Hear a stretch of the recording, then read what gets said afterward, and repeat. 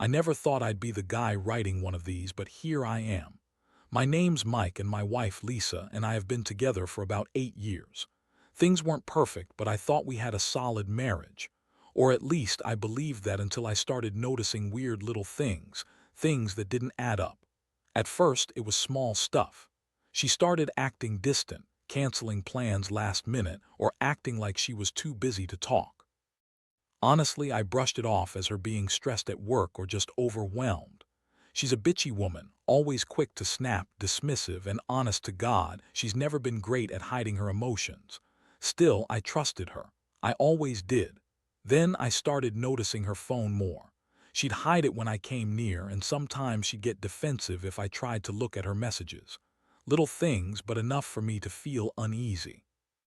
I mean, I'm not exactly a paranoid guy, but her sudden irritability around certain topics, her unexplained late nights, and the way she dodged questions about her whereabouts, especially when I asked about her late shifts or last-minute errands, started to make me suspicious. Still, I wanted to believe I was overthinking. Maybe I was just paranoid. But then came the real shocker. One night I came home early from work because I forgot my wallet at the office. As I pulled into the driveway, I noticed her car wasn't in the driveway where it usually was. That's strange because she always picks me up from work or waits for me. I figured she was out somewhere, maybe with friends or at a spa like she claimed. No big deal. I decided to surprise her, so I parked and silently slipped inside through the back door. The house was eerily quiet, and her purse was on the kitchen table, which was unusual. She's not the kind of woman to leave her things lying around unless she's in a rush or hiding something. I called her name, but no answer. I went to the bedroom and found her phone on the nightstand, unlocked. A moment of hesitation.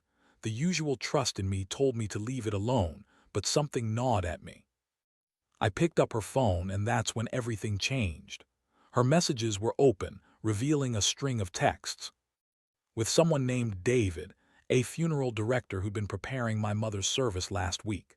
The messages weren't just friendly, they were flirtatious, with hints of sex, plans to meet up, and some pretty explicit talk. I was stunned. My heart sank. I couldn't believe what I was seeing.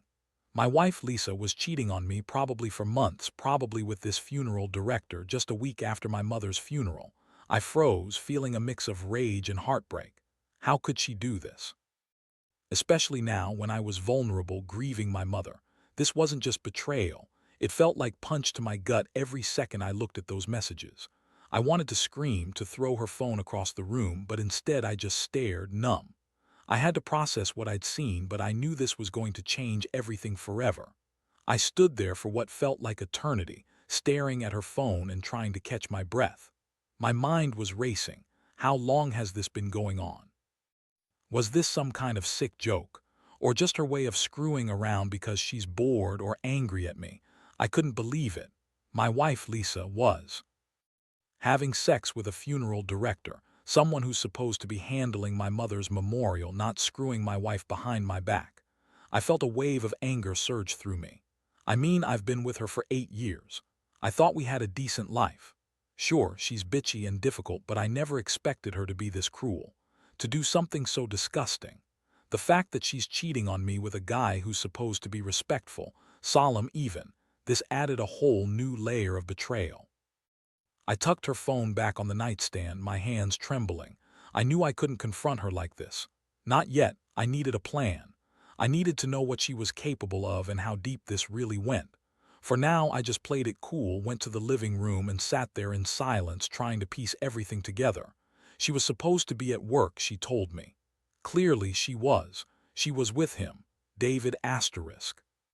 I remembered every detail from the messages, how she called him hot, how she talked about meeting him after hours, how they were planning to hook up again.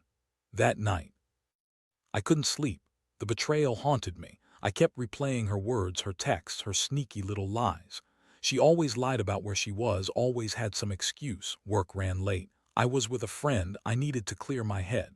But now I knew the truth. She was out having sex with this guy and probably had been for a while. It made me sick to my stomach. I started thinking about what I should do.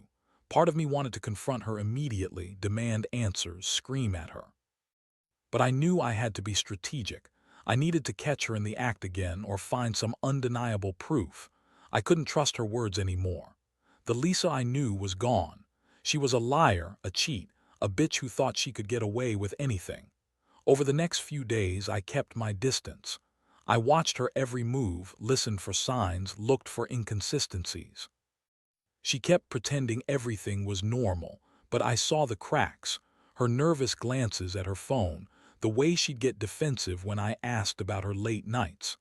I even started following her, but nothing concrete.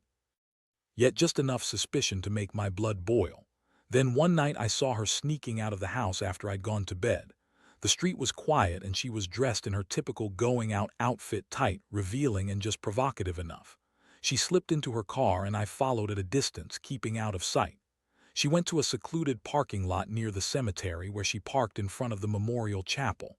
My stomach clenched. My mind spun. What was she doing there?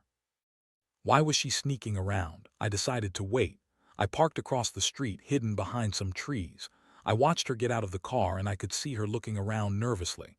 Then she entered the chapel building. For a moment I hesitated. What was she up to? Was she meeting him again? Or was this some sick game she was playing? Whatever it was, I knew I'd find out soon enough. Suddenly, I saw her come out after about 15 minutes. She looked flushed, breathless even. She hurried to her car, trying to act normal, but I saw the way her hands trembled. That confirmed what I'd suspected. She'd been inside the chapel with him. I was furious, but I also felt a sinking despair. This wasn't just a fling anymore. This was asterisk everything asterisk, and I was stuck in this nightmare not knowing how to get out. The next morning I had to act. I couldn't keep going on like this, living in some sick limbo of suspicion and heartbreak. I needed to confront her, face her head on. But I also knew I couldn't do that without solid proof. I didn't want to hang her out to dry on a hunch or a mistake. I wanted her to admit it, to say it out loud. So I waited until she left for work, which I knew was a lie, to set my plan in motion. I decided to go through her phone again, but this time I had a plan. I'd set up a hidden camera in the house, just a small one, nothing obvious. I wanted to catch her in the act, or at least get proof of her lying. I knew she'd deny everything, call me paranoid or jealous, but that's what I was counting on. I wanted her to slip up. While she was gone, I installed the camera in the living room, pointed at the front door. I then waited, my stomach in knots. Hours passed and I kept myself busy, but I was glued to my phone, anxiously awaiting footage. Around noon, I saw her come back. She was in a rush, her hair disheveled, makeup smudged, like she'd just come from somewhere. She slipped inside, trying to avoid eye contact, and I could see her fidgeting. I knew she was hiding something, and I was determined to find out what. Later that evening, I played back the footage. It was clear as day. She'd come home around noon, then headed straight to her bedroom where she quickly changed clothes. Not long after, I saw her sneaking out of the house again, this time with her purse, looking over her shoulder. She was heading toward the cemetery, straight to the chapel, just like I suspected. My stomach clenched again. This was undeniable. My wife was carrying on some secret affair with the funeral director, David, right under my nose. I felt a mixture of rage and despair. How could she do this? What the hell was wrong with her? I'd always tried to be a good husband, supportive, steady. And she was out having sex in a chapel where she was supposed to be working on my mother's funeral arrangements. That's just sick. I decided I had enough evidence. Now I had to confront her. I waited until she came back later that night, pretending to be asleep. When she finally slipped into bed, I turned on the bedside lamp and looked her right in the eyes. Her face froze for a second, then she smirked, like she was already expecting me to find out. I cut straight to the point. Lisa, I saw the footage. I know you've been cheating on me. With David, the funeral director. I saw you sneaking out to the chapel last night, and I've got the evidence on camera. How long has this been going on? Why? My voice was low but firm, angry and betrayed all at once. She blinked, then rolled her eyes, scoffing. Oh, please, you're overreacting. That's nothing. We're just friends. It's not what you think. She lied so easily, like she didn't care. You're just jealous because you're so insecure. I was just comforting him after your mother's funeral. It's not a big deal. Her words stung, but I wasn't buying it. I felt the surge of that raw, primal anger. How could she sit there and lie straight to my face? I couldn't believe I'd trusted her all these years. She was a bitch, selfish, manipulative, and completely devoid of remorse. I wanted to scream, to shake her, but I held back. Instead, I told her that I knew everything. I told her that I was done, that this betrayal was the final straw, that I didn't want her in my life anymore. Her reaction. She just laughed, that nasty, mocking laugh she always pulls when she thinks she's got the upper hand. "You're crazy, Mike. You're making a huge deal out of nothing. I don't even want to be with someone so clingy and paranoid.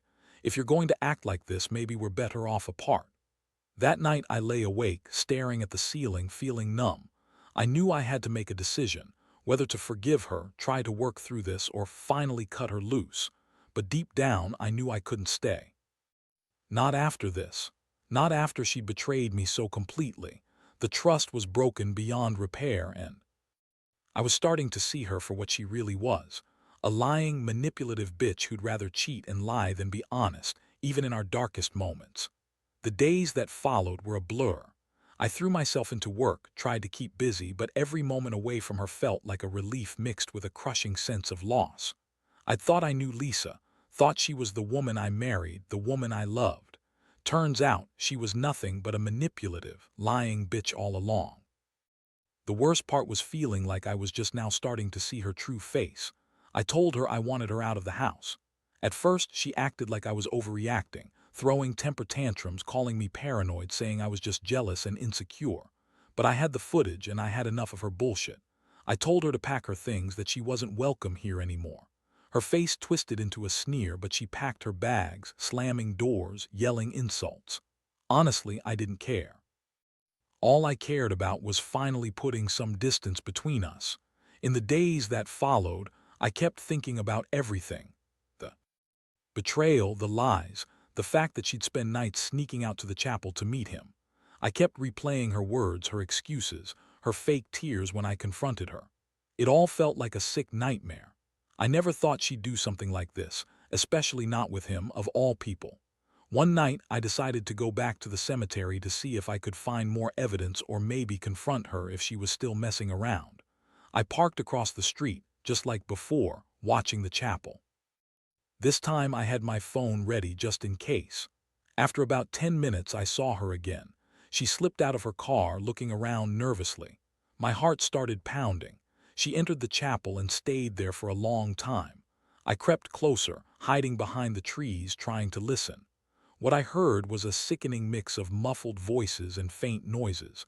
I couldn't make out everything, but I knew she was with him.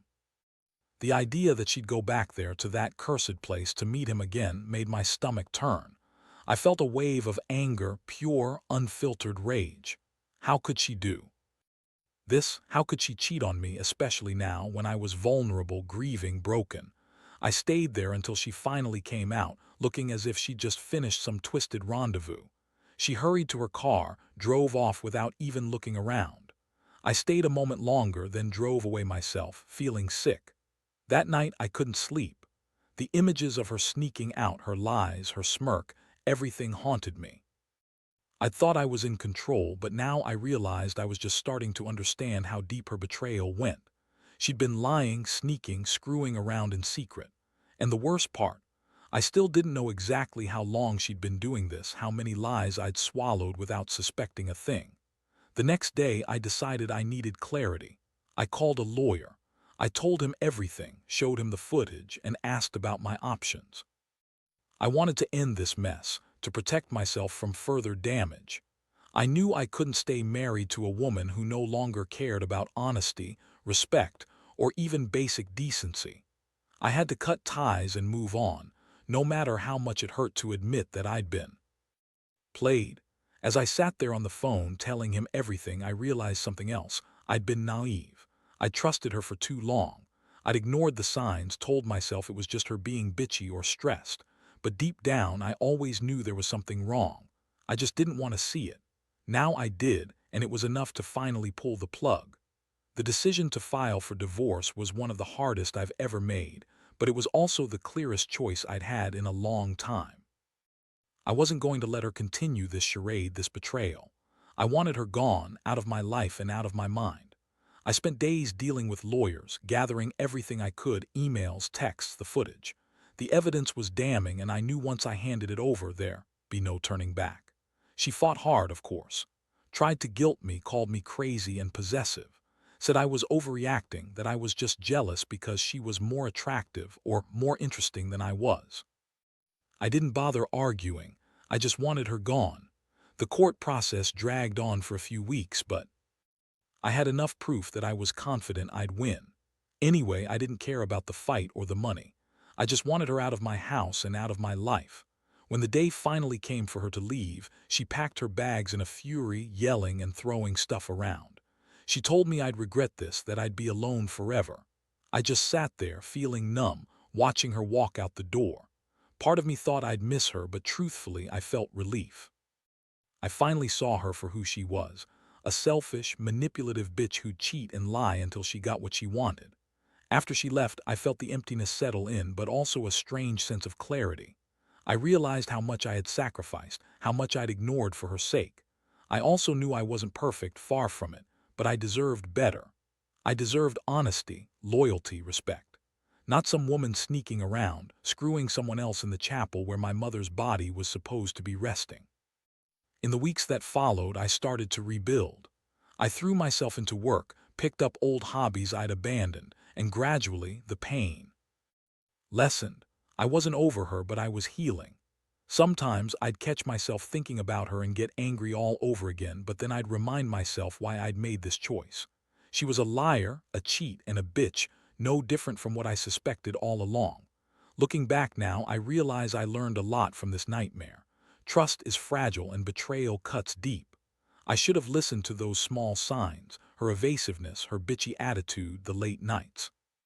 But I was blinded by love or maybe just hope. Now I see things clearer. If you suspect your partner is cheating, don't ignore it. Dig deeper. Be prepared for the truth, no matter how ugly it might be. Because eventually the truth will come out and you'll have to decide whether to stay or walk away. Honestly, I don't regret leaving her. I just wish I'd seen it sooner. And for anyone out there going through something similar, trust your instincts. Don't let someone betray you and then try to convince you it's all in your head, because that's how they get away with it, by making you doubt yourself. Stand your ground, gather your proof, and do what you need to do for your own sanity and dignity. You deserve that much. Now, after everything, I've come to realize that betrayal changes you, no matter how much you try to pretend it doesn't. I used to think I knew Lisa, thought she was just a difficult woman with a sharp tongue. Turns out, she was a master manipulator, a liar who would screw anyone to get what she wanted. I don't miss the fights, the sleepless nights trying to figure out what I did wrong or questioning myself constantly. What I do miss is that naive trust, that horrible illusion I had that I had a partner who cared. The hardest part was facing the fact that she lied about everything, her feelings, her fidelity, her respect. She spun her web of lies so intricately I almost believed her at times. But the truth was always there, hidden behind her bitchy attitude and fake smiles. I just ignored it because I didn't want to see what was right in front of me. I don't blame myself completely. Sometimes people are just rotten to their core, and no amount of love or effort can change that. But I do wish I'd been more aware earlier, more skeptical, less trusting of her word. And I want anyone reading this who might be going through the same thing to remember, don't ignore the red flags. She might tell you everything's fine, but if her actions don't match her words, listen to your gut. Trust is a fragile thing, and once it's broken, it's damn hard to put back together. Now I'm moving on. I've started fresh, and honestly, I feel more alive than I have in years. Sure, it hurts. Yes, I feel betrayed and empty sometimes, but I also feel free. Free from the lies, free from the betrayal, free from her toxicity. I've learned that sometimes love isn't enough. Sometimes the best thing you can do for yourself is walk away and never look back. To anyone out there feeling the same pain, know that you're not alone. It's one of the most painful things to realize someone you trusted has been lying and cheating behind your back, but it's also the beginning of your new life. And that life can be better, stronger, and more honest without someone who only brings you down. In the end, I may have lost the person I thought she was, but I found something much more valuable myself. And that's worth everything.